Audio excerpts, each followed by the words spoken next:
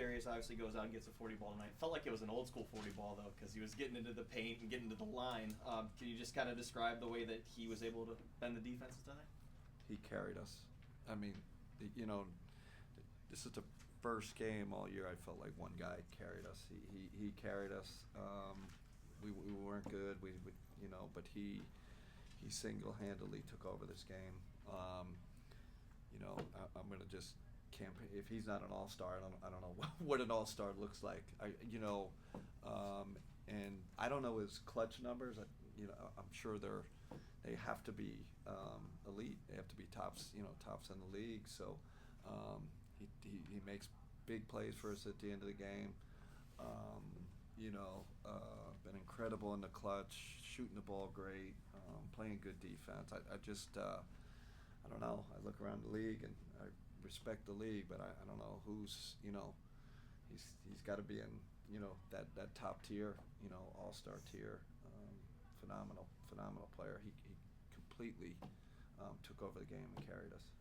Raptors come out hot there to start the half. I think it was 15 points out of the gate there. The adjustment, what happened there? And it felt like maybe Ty and George even turned the tide there. Yeah, we had no adjust. We adjusted and nothing worked. We could not stop them. We didn't stop them all night. This is a game where you have one player that really saves you. Darius saved us, but we never stopped them. They played great. They shot the ball great. They executed well. Real credit to them. I'm disappointed in our defense, obviously, because that's 2 nights in a row. I think we weren't kind of locked in. They shot over their heads for sure, but we weren't good defensively at all. Coach, you talk a lot about having a jolt off the bench and getting Max back. He's been able to hit 9 threes in the last 2 games. He had a big defensive possession against Scottie. Yeah. When you talk about not just his leadership, but scoring, defense, pace, what does he bring being back off the bench? Yeah, it's funny. His 2 threes. I mean, we're struggling, and he couldn't. We didn't shoot the ball great, but he hits 2 big threes, and kind of that's who he is. Like he's there's no afraid of the moment with him. He's just you wouldn't know if it's a pickup game or the last minute of a game, and you just love his moxie, right? And that grit play he made on Scottie at the end, really firmed up, bodied up, just winner. All the cliches about that people have been saying about him in this league forever.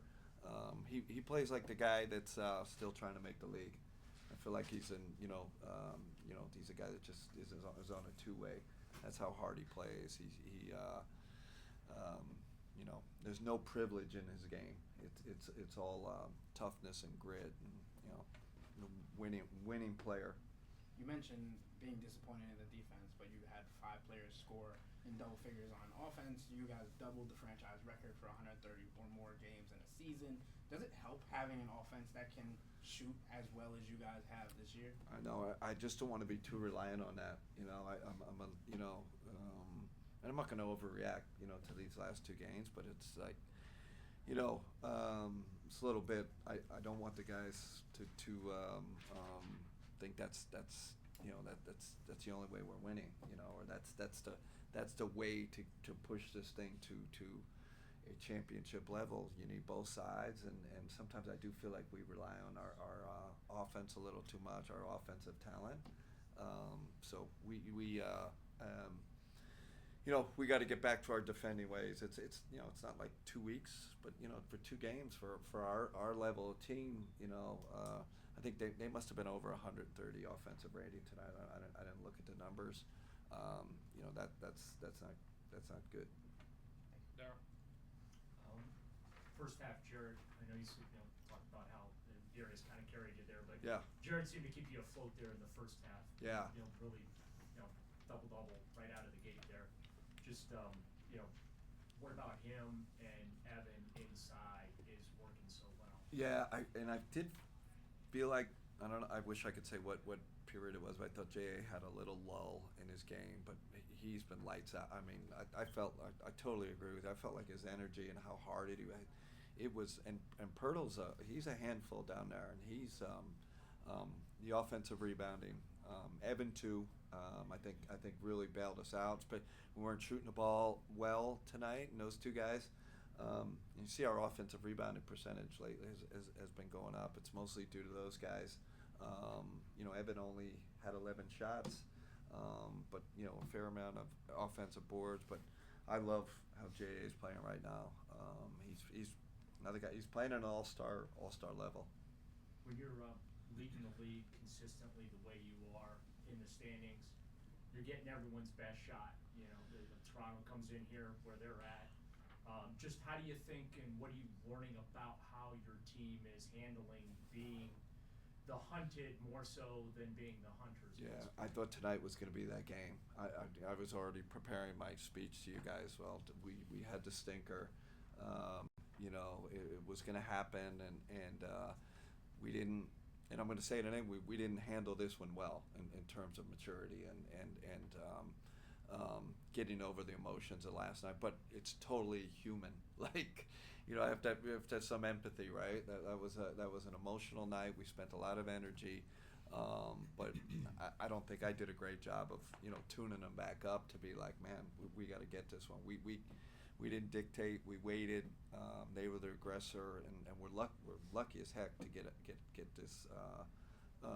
get this win. But I think the other thing about that's why it's so hard to go 33-4, because normally with kind of a normal team you have a bunch of these games. You have 10, 12 of these games during the year. We really haven't had one. Tonight was probably the first time, and we luckily escaped with a win. Chris. Kenny, you've done this a few times where you've just flipped a switch in the fourth quarter. Is there a feeling of you guys are just capable of flipping a switch at any given moment, and is there a little bit of a danger of that? Chris, I don't think so. I don't think we're we're not four-time champion. That we're still trying to climb the ladder.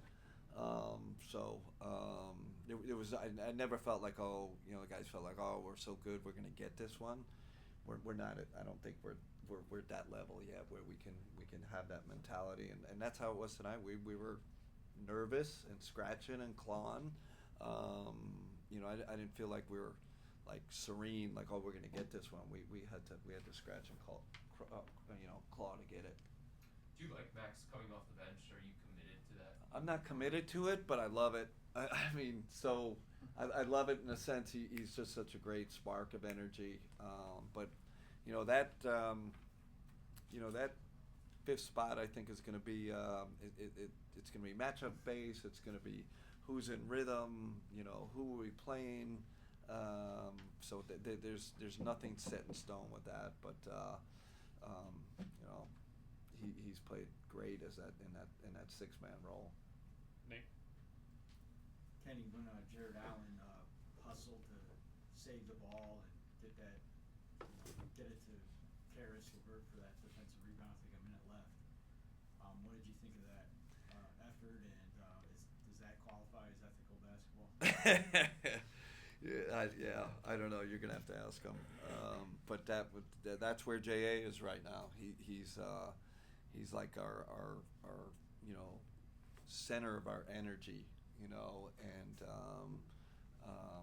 he's making all the gritty plays. Never asked for a play to be run for him.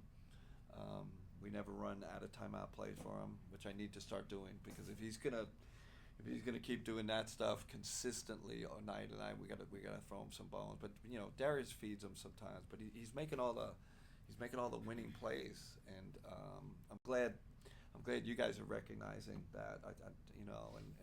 Sometimes I think, like I said pregame, he gets doesn't get the mentions he deserves. Cam. Back to Darius. He said all season long that from last year he's regained that confidence. Yeah.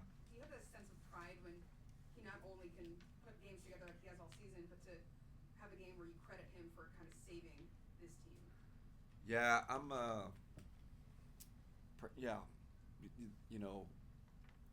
obviously, you know, I wasn't here last year, but I know he went through a lot of struggles, some personal stuff, and you know, the injury and all that. So for him to make this comeback, and you know, one thing we were on him about is just having elite habits, you know, in terms of his off-court habits, in terms of recovery and lifting, and because the talent is so immense, and we rely on him so much, and he's and you know, teams will go at him defensively. He's got to continue to you know, treat that body like a temple, and you know, and he has done that. Like we've asked him to do it. We've asked him to make the sacrifices. You know, we need you here for recovery.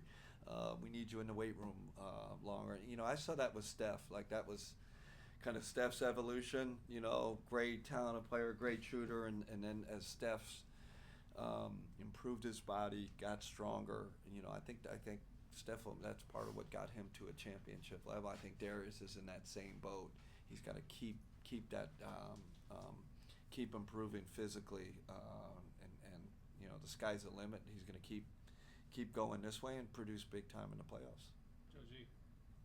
Coach, what went into the decision to start Karras, and what did you think of him in his first match? Yeah, really good. Should have mentioned him. 4 threes. I think he had 9 potential assists. We needed downhill tonight against their pressure. Thought about Ty. That was definitely a possibility. Thought about Max, but that's where it was a little bit opponent-based with their pressure defense, and you know, needed his downhill ability. Okay, no wrap. All right, thanks everybody. Thanks, Coach.